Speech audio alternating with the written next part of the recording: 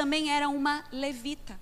E queridos, isso é de grande importância, porque a tribo de Levi, quando se aproximou da terra prometida, foi separada, queridos, já no deserto. Logo depois que o povo sai do Egito, Deus separa a tribo de Levi com um propósito muito específico, que era o propósito de manifestar a glória de Deus no meio do povo. Deus poderia ter escolhido qualquer outra tribo, Zebulon, Naftali, a tribo de Dan, né? Nós poderíamos falar aqui a tribo de Judá, mas não. A tribo de Levi, os levitas eram responsáveis em carregar, queridos, o tabernáculo. Os levitas eram responsáveis pelos sacrifícios. Os levitas eram responsáveis pela limpeza do tabernáculo, pelo serviço da adoração, pelo louvor, pelos instrumentos. Os levitas foram escolhidos por Deus para manifestar a glória de Deus no meio do seu povo. Joquebede e Arão não foram escolhidos para serem pais de Moisés à toa. E Joquebede, queridos, no hebraico tem um significado muito maravilhoso. E quando nós entendemos esse significado, nós entendemos a relação também com o fato deles serem da tribo de Levi. Joquebede, queridos, quer dizer Jeová é glória. É isso que significa o nome desta mulher. Deus é glória. Deus seja louvado. A Ele toda honra, toda glória. Joquebede foi uma mulher escolhida desde o ventre da sua mãe para manifestar a glória de Deus. Aquilo que ela carregava no ventre, queridos, era algo profeticamente já destinado a glorificar o nome do Senhor. E aqui, queridos, eu quero fazer uma metáfora, uma comparação, porque Joquebede, ela não reflete só a história dela mesma, mas ela também reflete a história do desejo de mãe para as mulheres. Porque se nós formos ver Maria lá na frente, Maria também foi escolhida para ser mãe de Jesus e para manifestar a glória de Deus no meio da humanidade. Então eu quero dizer para você, mãe, em nome de Jesus, você foi escolhida por Deus para, através do ventre materno e do filho gerado na sua vida, manifestar a glória de Deus nessa terra. Porque todo bebê quando nasce, nasce com um propósito. Todo bebê quando nasce, nasce com um plano de Deus para a sua vida. Amém? Você, mãe, não nasceu por acaso. E o seu filho também não nasceu por acaso. Nasceu com um propósito. Deus sabia disso. Joquebede, queridos, estava no seu terceiro filho. O primeiro era Arão. O segundo, Miriam. Então Moisés era o caçula. E Moisés nasceu num período, queridos, em que o povo hebreu estava se multiplicando. Eu acho que eles realmente tomaram aquela palavra, aquela profecia de Gênesis, né? E de multiplicar, encher a terra, né? Abraão também cumpriu, né? Sai da tua terra, da tua parentela, vai para a terra que eu te mostrarei, de ti farei uma grande nação. E o povo ali cativo no Egito, pós-período de José, se tornaram escravos. Mas eu não sei o que acontecia com esse povo, que os egípcios morriam, mas os hebreus sobreviviam. Nasciam egípcios e eles morriam, mas o povo hebreu se multiplicava. E Faraó, querido, se você ler o capítulo 1 de Êxodo, Faraó começou a ficar preocupado, falou, opa, esse povo está crescendo tanto, que daqui a pouco eles vão ser maiores do que nós egípcios. Então o Faraó deu uma ordem às parteiras hebreias. Ele disse, olha, todo menino que nascer, você vai jogar no rio Nilo. Você vai matar. As mulheres não. Porque as mulheres, queridas, elas eram utilizadas para se casar com os egípcios. E também elas eram usadas como prostitutas cultuais aos deuses e deusas do Egito. E também eram usadas como escravas dentro do palácio e para o serviço dos grandes nobres egípcios. Então as mulheres, como sempre, queridos, aqui sendo oprimidas, sendo colocadas numa condição que não era a condição delas, para uso e o bem-prazer daqueles que tinham poder. Mas existia uma Joquebede no meio dessas mulheres. E duas parteiras, queridos, se você for ler Gênesis 1, a partir do versículo 15, aquelas parteiras que, ao que tudo indica, se você for esmiuçar um pouco o texto, elas eram estéreis, não podiam ter filhos, elas começaram a descumprir a ordem de Faraó, e o número de bebês não diminuía. Um belo dia, Faraó chama essas duas parteiras, ele diz: o que está acontecendo? Eu dei uma ordem para vocês, vocês não estão cumprindo essa ordem. E elas, com grande perspicácia e sabedoria, que é uma coisa própria da mulher, com todo respeito, a mulher tem essa perspicácia, essa sabedoria do alto, porque a palavra de Deus diz que a mulher sábia edifica a sua casa, mas a tola com as suas próprias mãos a destrói. Então, queridos, sabedoria, discernimento, perspicácia é um dom concedido a mulheres. E essas duas parteiras, queridos, então, elas chegam para o Faraó e falam assim: Faraó, as mulheres hebreias, elas têm uma coisa estranha, porque os bebês estão nascendo antes da hora. Quando a gente chega lá, o bebê já nasceu, não dá tempo de jogar no rio Nilo. O bebê já está lá. E o Faraó, então, queridos, fica furioso e fala: não quero saber. Vai botar esses bebês no meio do rio. Vamos matar. Chega, está inundando de povo hebreu aqui nesse Egito. Daqui a pouco nós vamos ser consumidos por esse povo. E, queridos, é nessa circunstância que Joquebede, então, tem o seu terceiro filho. Mas eu quero destacar aqui um versículo muito lindo. E aqui a gente tem algumas informações científicas a respeito disso. Quando o verso 2 diz assim: e a mulher, no caso Joquebede, concebeu e deu à luz um filho, e vendo que era formoso. Queridos, quando o bebê nasce, existe a liberação de um hormônio chamado ocitocina no nosso corpo. Esse hormônio, ocitocina, que também ele é liberado quando a mulher amamenta, é um hormônio de prazer. É um hormônio de bem-estar. É um hormônio que traz uma sensação, queridos, de que as coisas estão caminhando bem. E após, queridos, a saída do bebê através de um parto natural, esse hormônio é liberado de uma forma de 300, 400 vezes mais do que quando você faz uma cesárea ou quando você faz a indução do parto.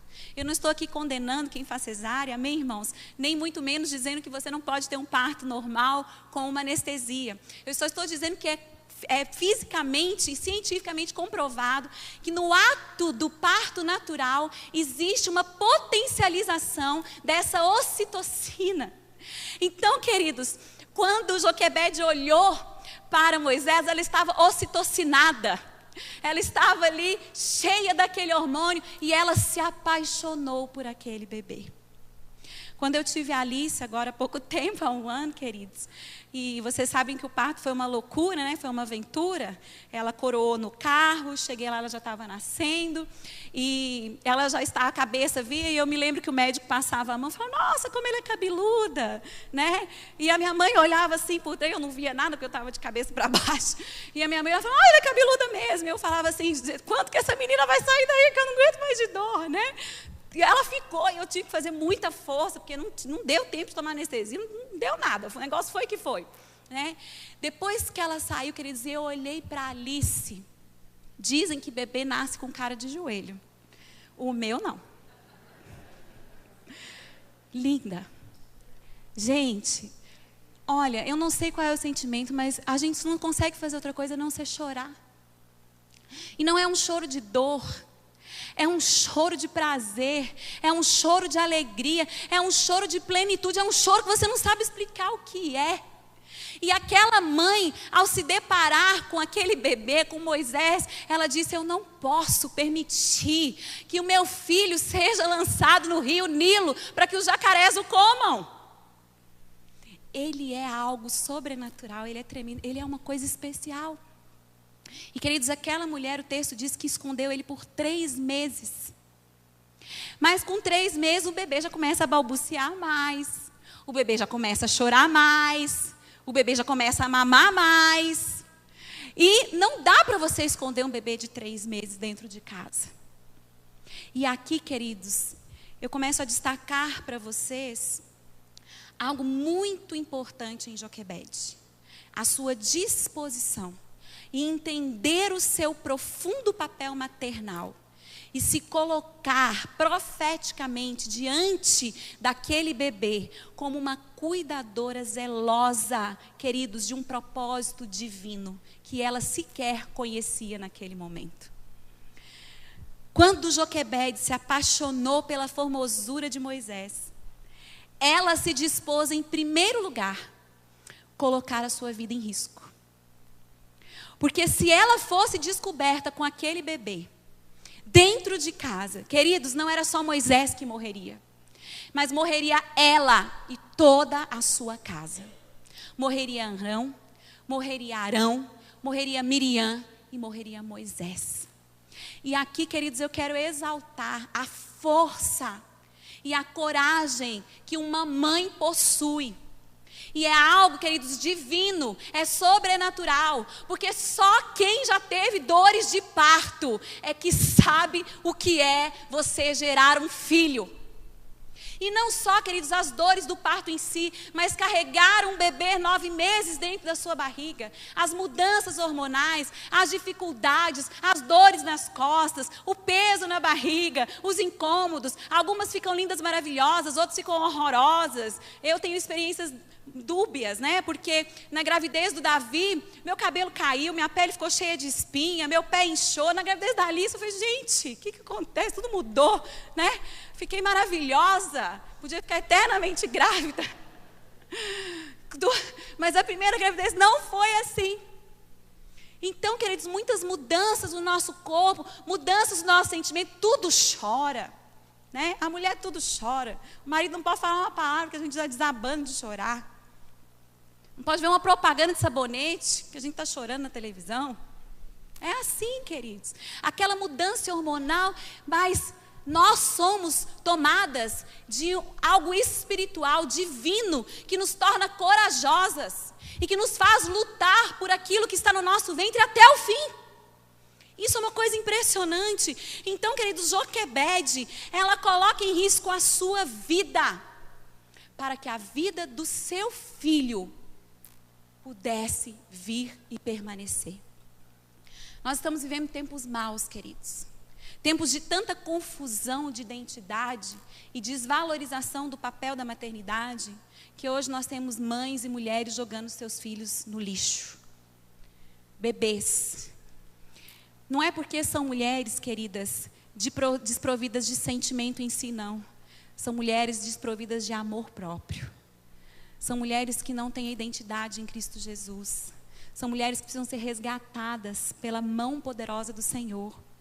Porque o maior dom e o maior presente que uma mulher pode receber é gerar um filho no seu ventre. Além disso, queridos, Joquebede também expressa muito o amor de Deus e seu sacrifício de amor por nós. Você já parou para pensar, para comparar? Ao esconder a vida daquele bebê, ela dispôs em entregar a sua vida caso fosse necessário. Assim como Deus desceu da sua glória, se tornou homem como nós e se entregou por amor a nós. E aqui eu quero dizer para você, mãe, que em você há muito desse amor da entrega do Senhor. Porque nós nos entregamos mesmo, queridos. Mesmo que às vezes estejamos cansadas, sobrecarregadas, desanimadas, né?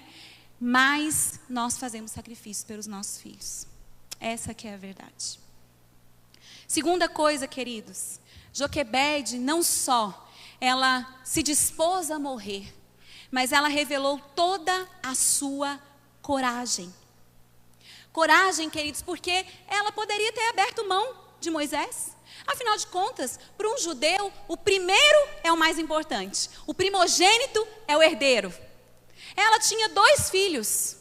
Ela poderia, queridos, ter negado o direito à vida a Moisés para se proteger e proteger os seus outros filhos. Mas aqui vem um segredo, queridos. Porque mães são mulheres cuidadoras com uma missão sobre propósitos divinos. Amém? Eu vou repetir isso, queridos, porque isso é muito importante. Mães são mulheres cuidadoras com uma missão sobre propósitos divinos. O seu filho nasceu com um propósito da parte de Deus para a vida dele. E você, como mãe, é responsável em conhecer este propósito da parte do Senhor juntamente ao seu filho e encaminhá-lo nos caminhos do Senhor, para que todas as promessas e o chamado de Deus para a vida dele se cumpram cabalmente, para que ele possa manifestar a glória de Deus. Porque Joquebede manifestava a glória de Deus, mas Moisés manifestaria ainda muito mais. Que coisa tremenda, queridos. E aqui, queridos, essa coragem, ela se mostra num planejamento. E é muito interessante porque mulher, quando quer uma coisa, dá um jeitinho de conseguir. Estou errada? Mulher, não, né, Joana? Aliás, Joana, não.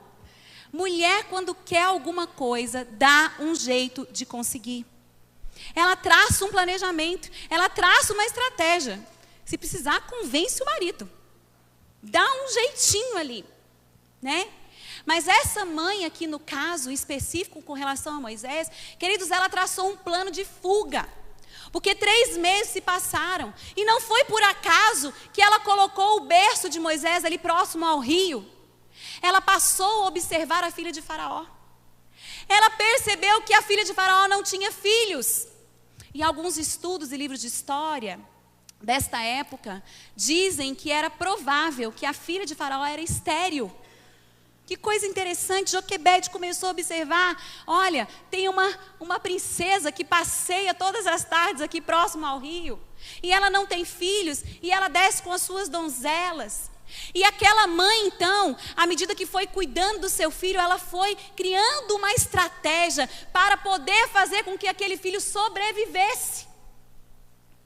O versículo, queridos, 3, diz que ela toma um cesto, calafeta aquele cesto com betume e piche, põe o menino e joga o menino no rio? Não, ela não joga o menino do rio, ela coloca o menino à beira.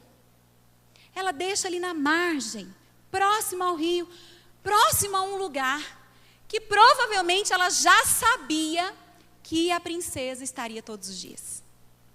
E não só isso, queridos, ela manda sua filha, mais velha que Moisés, Miriam, para que observe o que está acontecendo. E aquela menininha era muito esperta.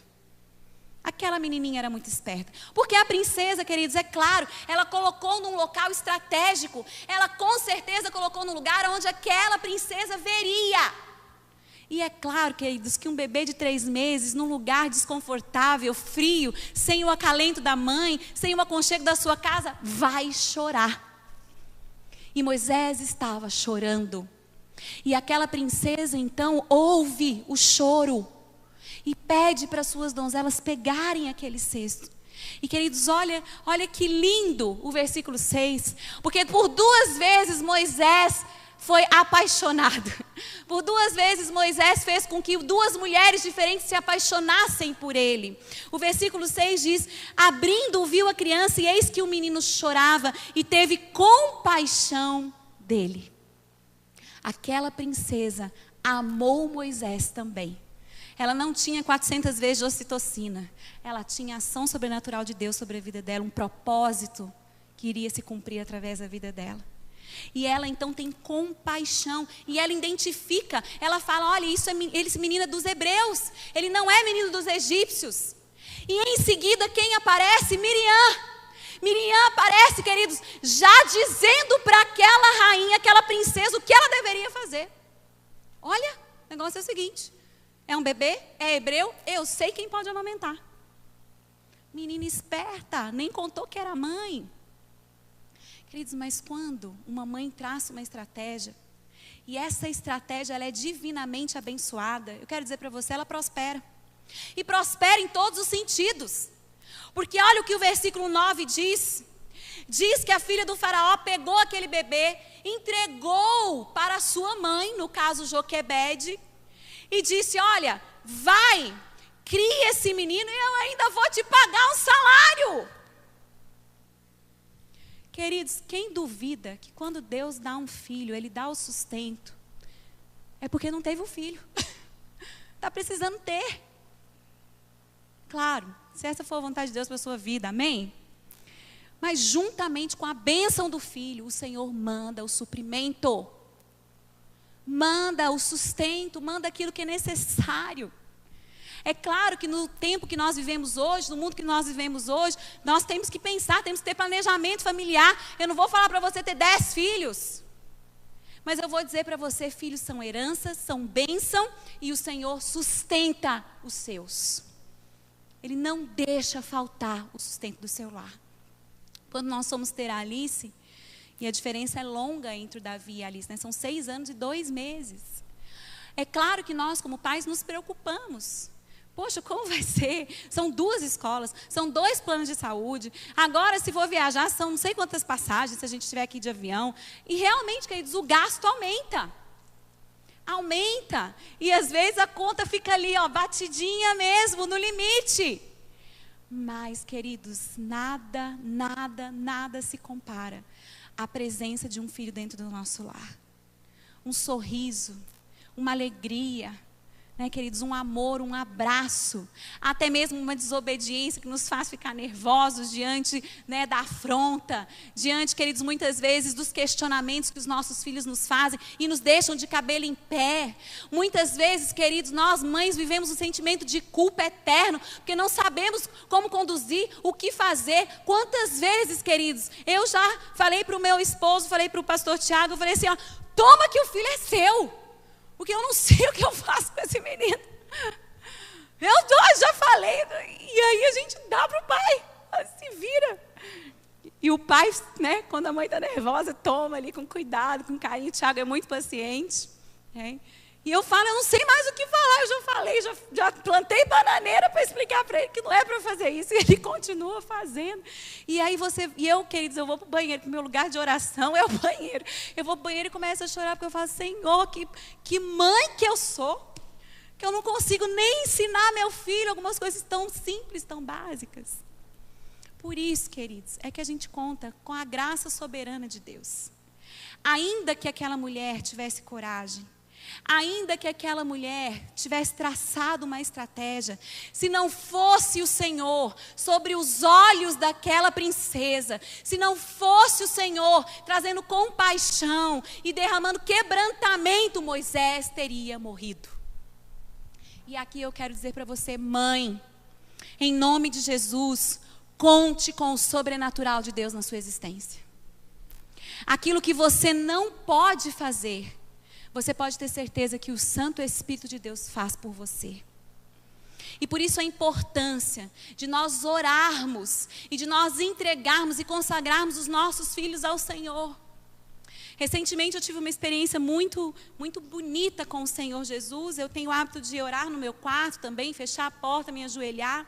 E quando eu tinha 18 anos, queridos, o Senhor me deu uma promessa, me deu uma palavra. Eu já disse essa palavra aqui, vou repetir, que está em Isaías 61:9.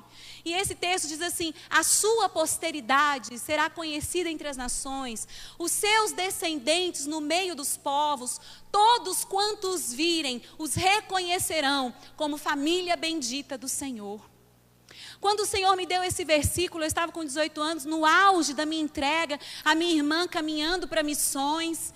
E aí, queridos, eu vi as coisas começando a se cumprir, a Ana Paula indo para a Índia, para a África a princípio, depois para a Índia, a Adriana indo para missões, a Ana Cláudia indo para a África, eu me tornando pastora. E eu falei, Senhor, como a tua palavra é poderosa, o Senhor prometeu que a minha posteridade seria conhecida entre as nações, os meus descendentes no meio dos povos, que todos que olhassem para nós reconheceriam que nós éramos família bendita do Senhor. Glória a Deus por isso, queridos. E eu ali me deleitando, e o Senhor disse, não, filha, os seus descendentes estão aí, ó, é o Davi e a Alice. São eles que vão para o meio dos povos.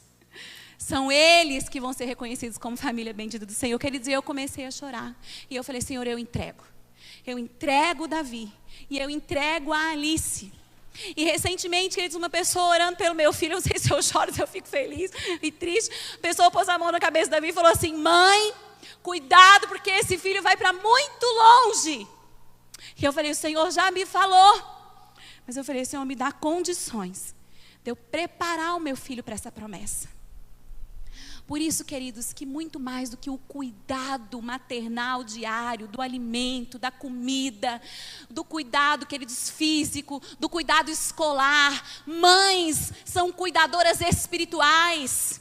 Mães são cuidadoras de promessas. Mães são cuidadoras de propósitos divinos. Mães precisam se apropriar da palavra de Deus e tomar esta palavra como verdade e não abrir mão dela para os seus filhos. Porque Deus não é homem para que minta, e nem filho do homem para que se arrependa da sua promessa. Joquebede lutou até o fim. Joquebede traçou uma estratégia. Joquebede acompanhou. Joquebede cuidou. Porque Joquebede é Jeová, é glória. E eu quero dizer para você, em nome de Jesus, você foi escolhida também para, através dos seus filhos, manifestar a glória de Deus neste mundo. E quando alguém, queridos, vem dizer para mim, nossa, como a Alice é terrível, eu falo, está repreendido em nome de Jesus. Porque a minha filha é cheia de alegria. Mas acima de tudo, ela foi separada no ventre para manifestar a glória de Deus. Ela não é perfeita, como eu também não sou. Como você não é, como nenhum de nós é. Moisés, querido, precisou ser tratado. Ou vocês se esquecem que ele se tornou um assassino no Egito. Matou 2 homens e saiu fugido para o deserto. E no deserto o Senhor o encontrou. E no deserto o Senhor o tratou. E no deserto o propósito do ventre se cumpriu. Porque Deus não volta atrás nas suas promessas. E a pergunta que eu faço para você é: qual é a promessa de Deus para o seu filho? Tome posse disso em nome de Jesus.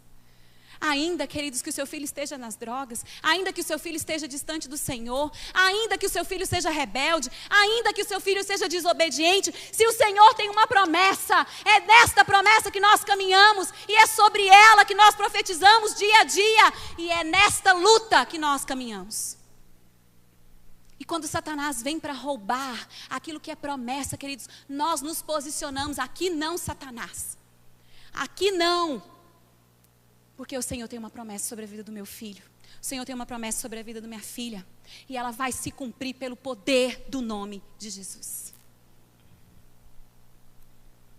Queridos, Deus dota mulheres de coragem, de criatividade, de ousadia. E dota mulheres também, queridos, de uma espiritualidade, a fim de que os seus filhos, através da vida de vocês, conheçam a Jesus. Esses dias nós estávamos em casa, eu e o Davi, e ele estava na sala de televisão lá, se distraindo, e eu falei, eu vou entrar um pouquinho aqui no quarto e vou orar. E, queridos, eu comecei a chorar.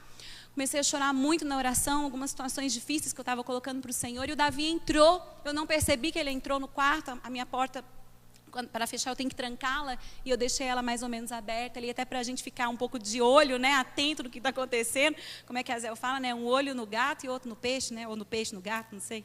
É isso?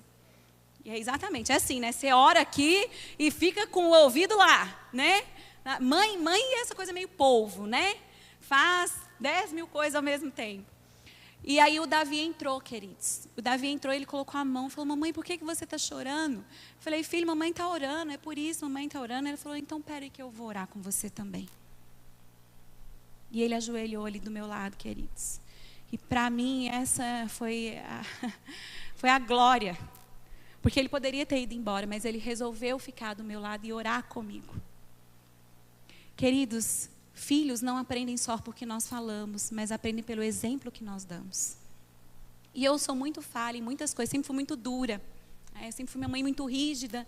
O Davi sofreu muito, agora eu estou muito molenga com a Alice. Aí eu falo, Senhor, ou eu sou muito dura ou eu sou muito mal. O que eu faço? Qual é o meio termo? Qual é o equilíbrio disso?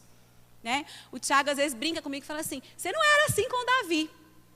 Né? Vira e mexe, ele fala assim, você não era assim com o Davi. Eu falo, eu não sei, acho que eu estou ficando velha, é isso? A gente vai ficando velha, a gente vai ficando mais maleável, né? E o Davi sente isso também, às vezes, queridos.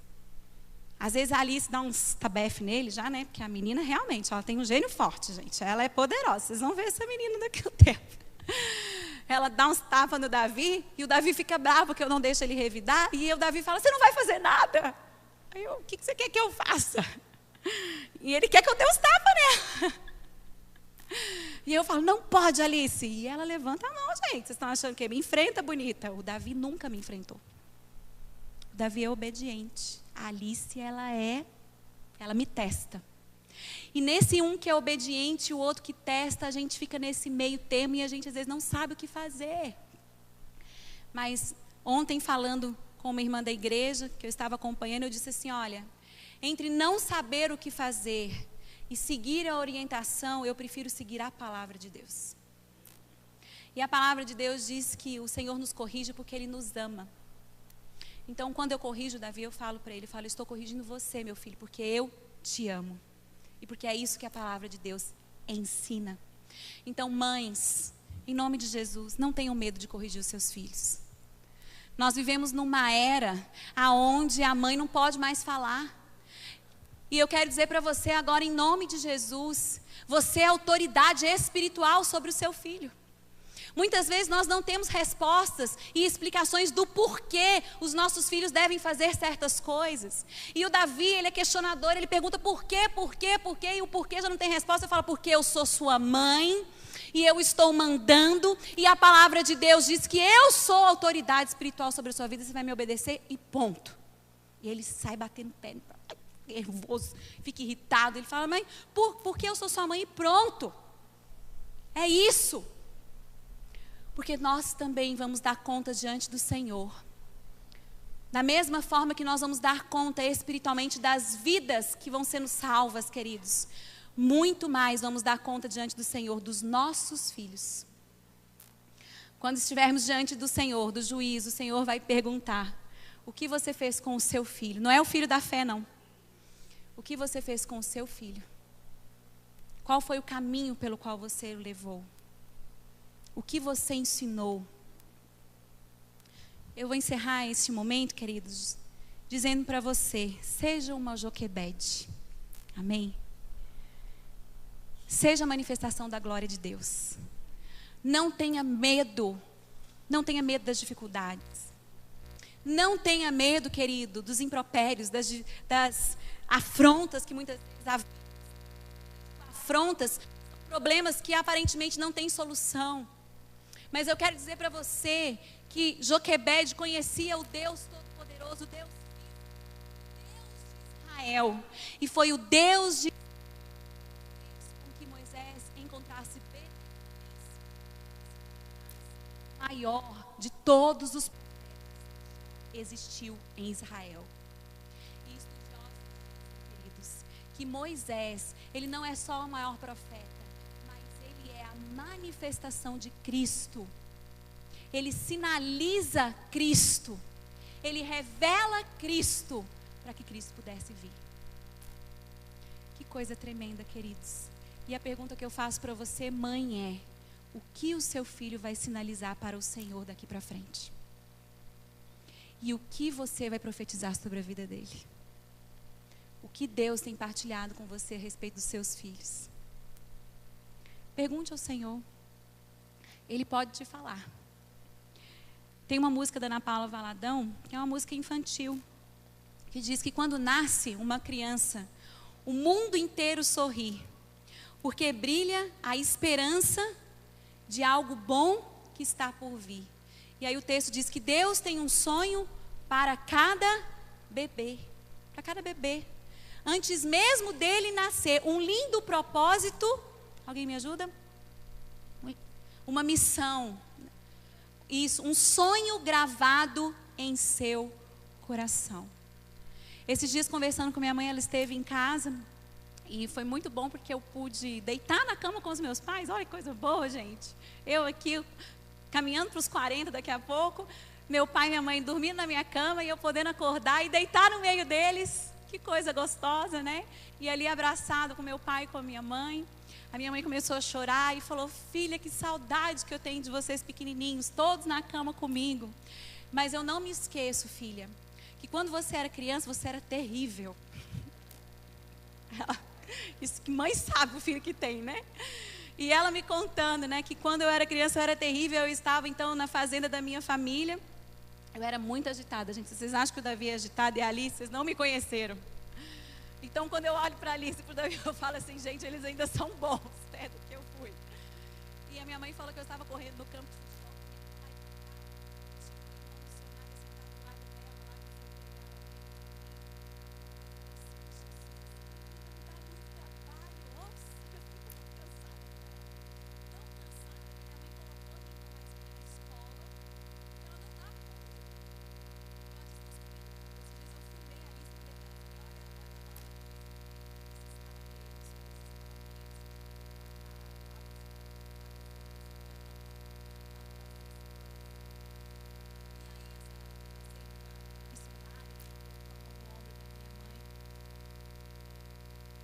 disse assim para minha mãe: não fale que é sua filha.